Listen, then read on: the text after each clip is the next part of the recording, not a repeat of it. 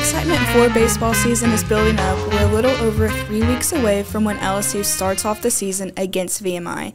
Today, we'll be deep diving into this LSU 2024 baseball season that's quite literally bursting with potential.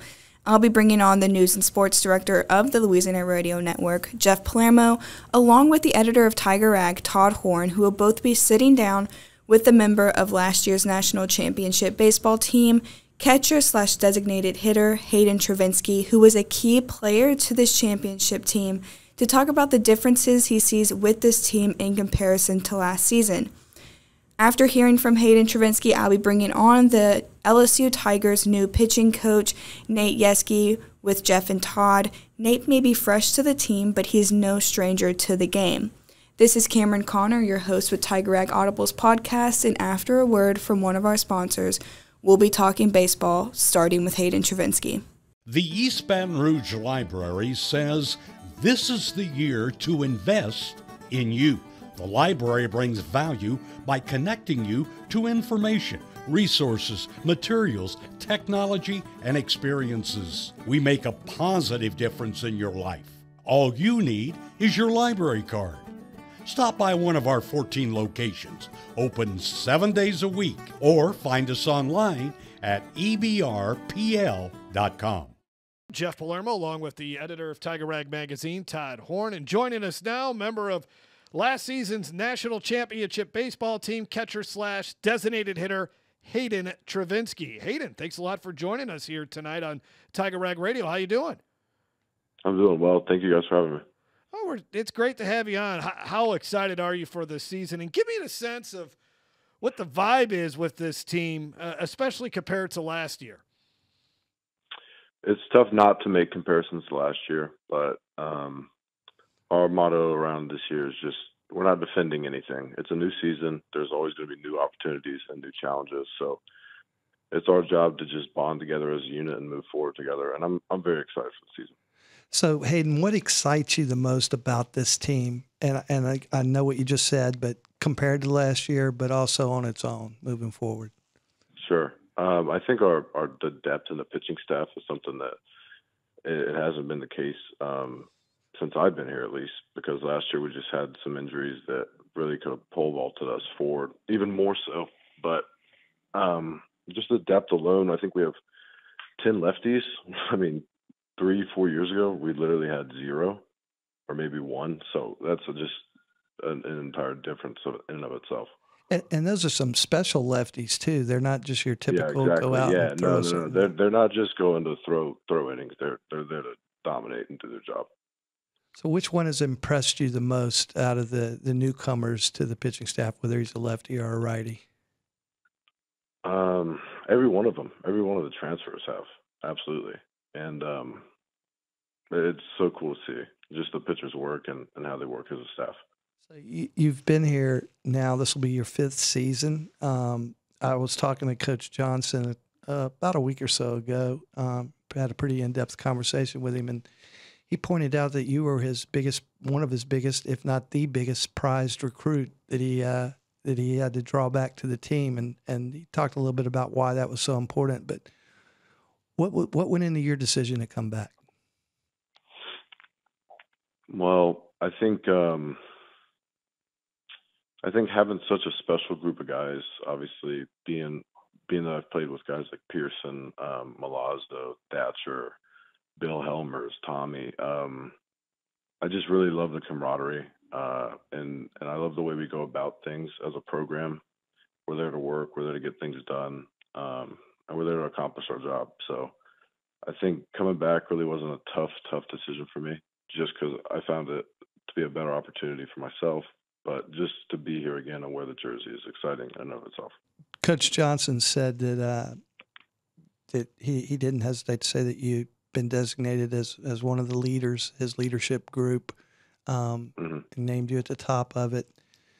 What are you taking away from what you learned from last year's team, being a leader on last year's team, having a great year statistically and obviously influencing the championship to the magnitude that you did? But how do you transfer that to this year's team, which is, a much younger team? It still has some experienced players like yourself, but it's a much younger team, I think, overall than last year. Well, I think I was fortunate enough throughout the early years of my college career to have played amongst really good leaders. And just I think their role was just to help me feel accommodated, help me learn about how we do things, and just the perspective of whether it not even just baseball, but life altogether, because it's just such a vital part of growth. And I think just using those experiences I've had with various people as I've aged, I think it's helped me kind of just almost return the favor. And leadership altogether, I don't think it's a one-person thing, which is special about it with what we have. It becomes a team thing. People are able to hold each other accountable, and things just check itself.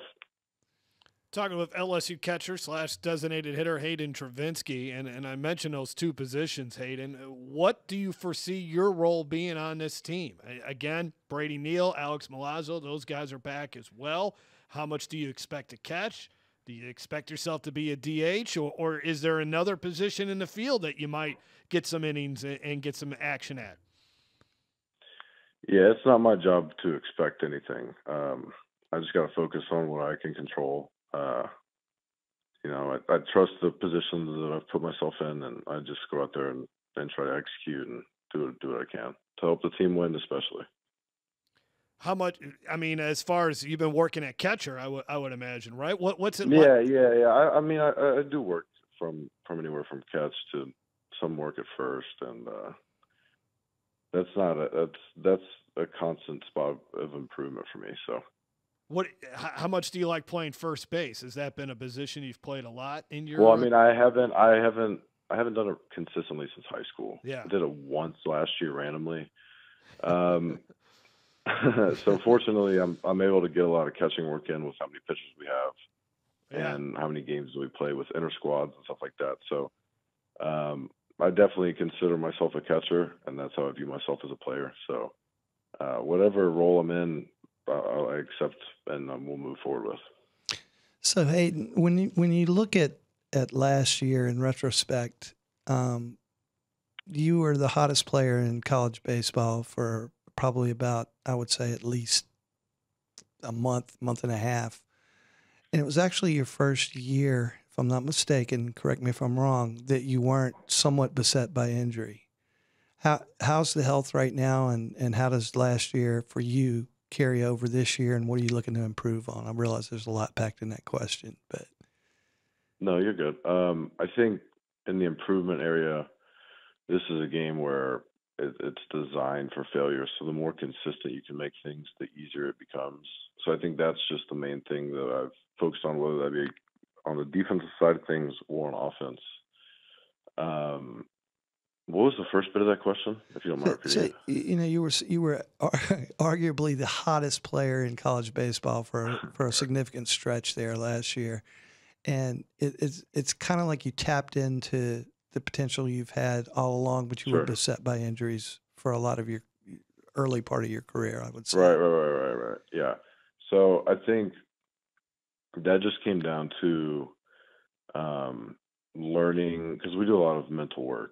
And I think just learning about the process of learning myself as a player, but alongside that as a person, I think I just tend to overdo things, and I've just learned how to kind of control effort, especially, and it allowed my ability to take over without me trying to just force a result or anything. I think that was a massive problem for me for a while. But health-wise, I'm all good. I'm ramped up and excited for the season.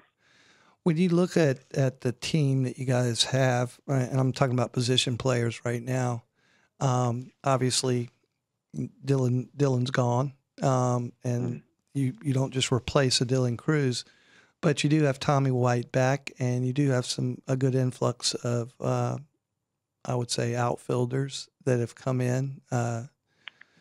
What are you looking at from an offensive perspective for this team moving forward?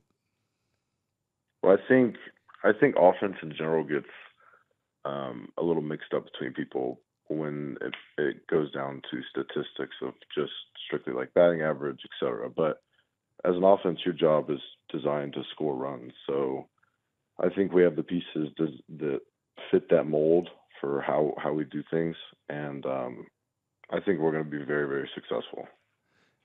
What do you glean? I know you probably pay attention to all the players out there, but what do you see in, say, a Tommy White that you want to take to the plate with you when you go? And what do you want to give to Tommy White to take to the plate from him when he goes to the plate? Tommy's biggest strength is his competitiveness and the fire he plays with, and he gets after it, and I think he has fun while doing it. Now, on the flip side of that, he knows and he's grown to learn how to control that, to keep that fire in line, and I think it's going to be awesome to watch him get back to playing. Anybody else out there that you draw something from? In terms of just like traits? Sure, traits, whether it's at the plate, I guess, or just overall in general. Yeah, there's pieces like I said, we do a lot of mental stuff, so this type of stuff gets highlighted, but there's so much I can go on about up and down the list on our roster alone, not even just the offensive side. But I'm excited to see players like Pearson play. I love watching Josh, Alex, Jake Brown. There's so many young pieces that are going to be utilized. So I'm ready to go. Talk to me about Jake Brown, because that's a freshman coming in that, from what I understand, has a solid chance of maybe breaking into the starting lineup from the get-go. I think he carries himself very maturely, and he's come in and he's focused every day. He cares about the work and he gets it done. So I'm excited to watch him not only this year but just further down the road. How is Thatcher Hurd stuff looking, Hayden? Sharp as ever. How much confidence did he gain there towards the end of the season, you think? I don't think there was a problem with confidence. I think he just he just had some outings that didn't go well, and that's part of the sport, and learning how to accept that and move forward has really benefited him, and I think that started to shine towards the end of last year, and I can't wait to watch him get to work. Do you still wake up in the morning sometimes in a cold sweat where you've dreamed about making that last catch in the World Series championship final game? I wish I could say I did, or I have. It's just the mindset that we have that everything's just kind of another game. So it's just about execution. But I think I'm ready to go after it again. Hayden, we can't wait till opening day. Thanks a lot for your time. We really appreciate it. Best of luck in 2024. Thanks to Hayden for such an insightful conversation. It's clear to see why he's such a powerhouse on this LSU team and the field. Now, continuing our dive into baseball, let's go to the new LSU pitching coach, Nate Yeskie. Joining us now, it's the Tigers' new pitching coach, Nate Yeskie, joining us on Tiger Rag Radio. Coach Yeskie, thanks a lot for spending a few minutes with us. I know you had some individual workouts today with some pitchers, and it's been a long day, so we appreciate your time tonight. How you doing? Doing well, guys. Thanks for having me. Well, Nate, I was going to welcome you officially to Baton Rouge and to the state. I know you've already been welcomed, but you and I talked last week, and for our listeners who may not know, you were probably, according to Jay, his first choice to be the pitching coach at LSU because you were with him in Arizona. But the timing worked. You had already accepted the job at Texas A&M by the time he was officially offered the job at LSU, and so the timing just didn't work. But you finally made it here, and you brought with you a whole slew of pitchers, it looks like. Yeah, I guess it applies to what they say, better late than never. So, Jay and I had a pretty good run together in the desert. And for many years, we went head-to-head, and it was always just kind of a joke between the two of us that he was tired of trying to get hits off of my guys, and my guys were tired of trying to shut his guys out. So between those battles, there was mutual respect and just an appreciation for how we go about our craft and how we can blend and put those things together. And now when we get that chance to do it, it's been fun, and certainly have a lot of good pieces of the puzzle to work with that I know that he and the staff members had worked hard to put together from a recruiting standpoint. And then I got to come in on the tail end with some of the transfer pieces, and we like the product that we put together that we think our fans will enjoy too. Now, before we start talking in detail about the pitching staff, and everybody's excited around here about the pitching staff because it's so deep and so talented, and we want to talk about specific individuals with you. But you have a deep history, not at LSU, but with LSU and familiarity with LSU. In fact, your last game as a collegiate player was in a regional at LSU in 1996, if I'm not mistaken. Yeah, that's correct. It was a bittersweet memory. I think a lot of times, you remember some impactful moments in your career as a player and as a coach, and certainly when you don't have a chance to do many things as a player, you got a 3-4 year window to try to get to Omaha, to try to do some things. And even dating back to my high school days, I think the first college game I ever got a chance to watch was the national championship game when Brett Laxton went to work on Wichita State. And so there's always a familiarity with LSU and what they were able to do, and certainly with the history of the players, Coach Bertman, Coach Maneri.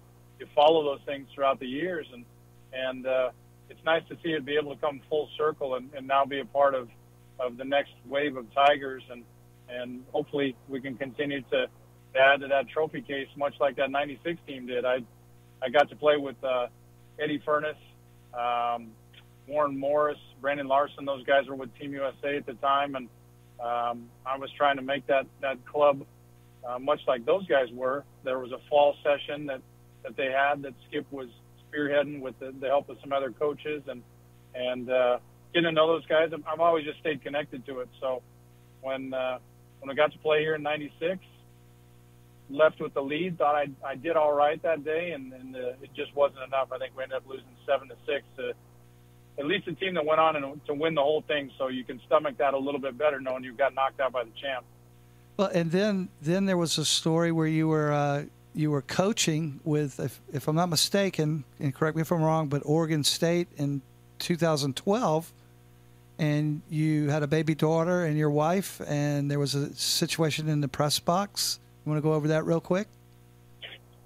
Yeah, there was an assistant coach at the time I'd reached out to, and I said, gosh, my family's coming down, and had a newborn daughter that was about a month old, and I think it was pretty warm that time of year in the regional, and I just said, is there any way that we can kind of maybe get them in a place where they'd be okay? Well, to make a long story short, he was great about accommodating, and some of the ushers said, well, we think we can make this even better for you. And before you know it, my wife's sitting right behind home plate in the first row.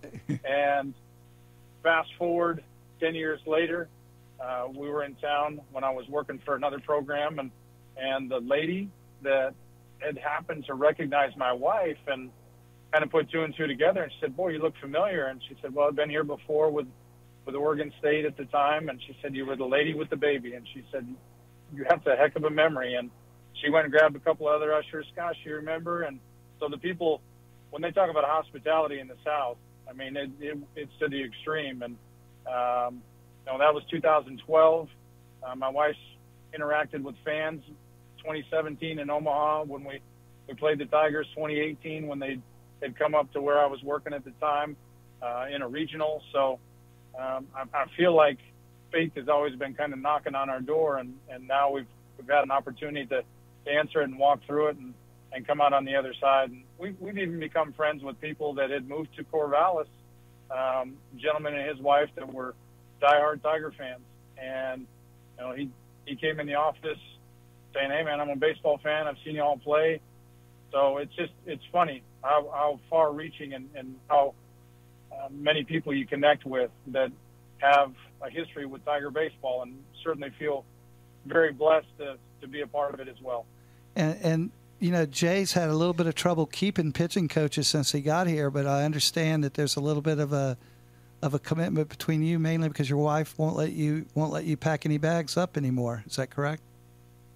Yeah, I don't think it's bags. She mentioned something about a box. And that's one that I think about packing. Might need to be about as big enough for me to fit into it, and as long as there's enough room in the ground, that's where I'll be headed. So she just said, she understands what this place means to me personally and professionally. She understands what it means for our family, and she's gotten to know Coach Bertman and his wife. She met Coach Manerian, I believe, met his wife as well, and it speaks to the history and the depth of this university, and it's much like any place else. Lots of places are nice, but some places are great, and it's because of the people, and we've certainly enjoyed our time here thus far. When you look at your pitching staff right now, I mean, it's loaded with left-handers, and they're not just your typical left-handers, and we're going to talk about some of those.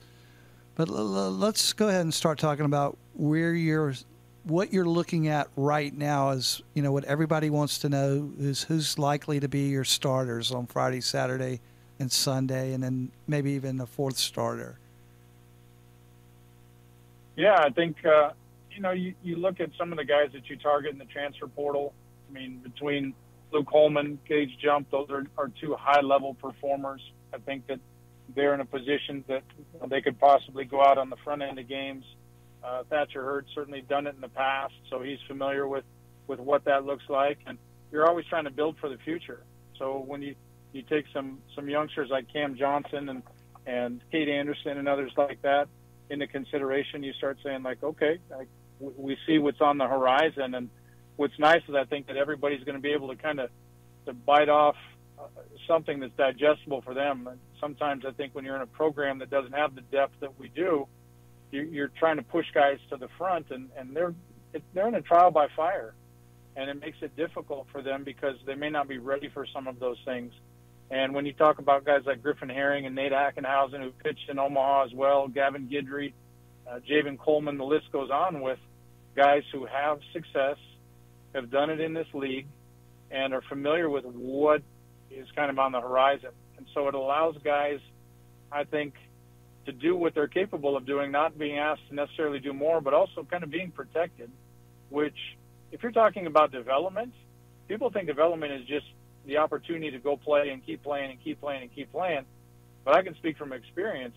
Coming out of high school as a sixth-round pick, my coach just gave me the ball and said, go get him. And you might see in the eighth, ninth inning, and that wasn't maybe what was always best for my development. It might have been better suited to start on a Tuesday or pitch out of the bullpen. And doing those things would have allowed for me to grow at a pace that was more digestible. And I think that's what we're going to be able to see with our guys is putting them in roles where they can have success.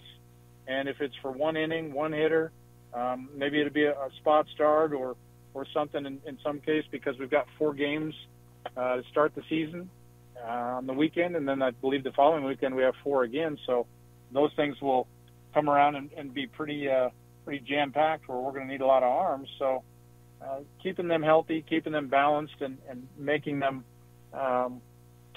allowed to be able to get better at their pace rather than just what people think is, boy, he's pretty good, let's see what he's got.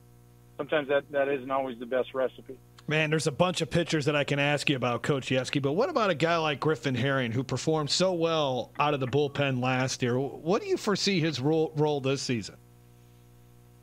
Well, he's kind of a Swiss Army knife.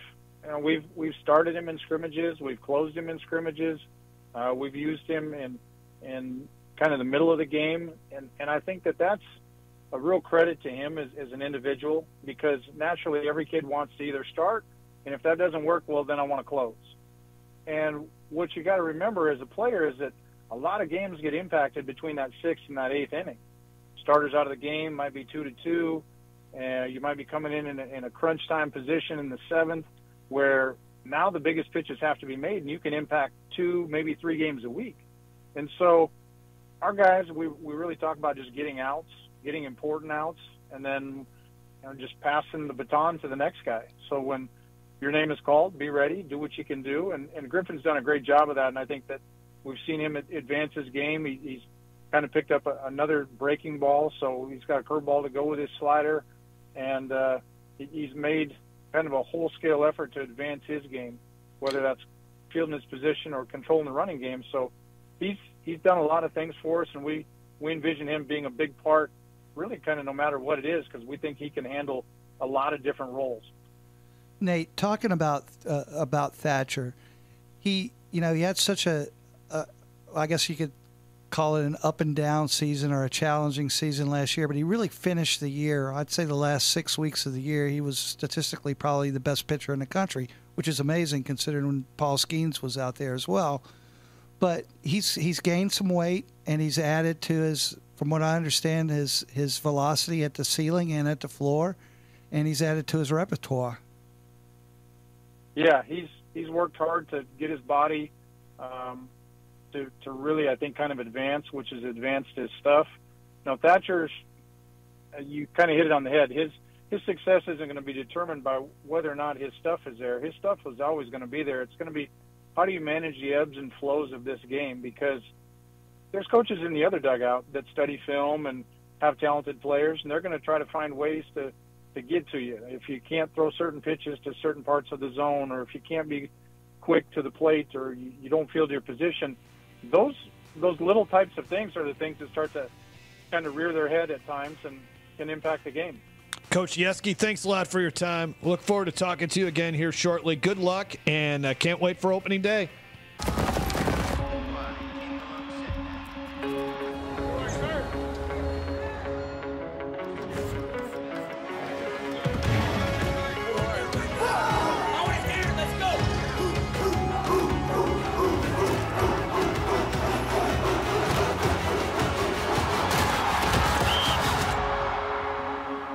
It's your time to move things forward. U.S. Army Reserve.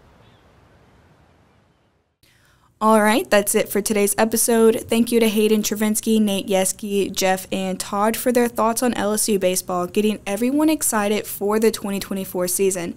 To continue on with the excitement, Tiger Rag's 2024 baseball preview will be out next week and will be featuring Tommy White, Nate Yeskie, Jay Johnson, and Thatcher Hurd. You can pick up your copy at newsstands all around town. Stay tuned here and on TigerRag.com for more insider chats and all things LSU.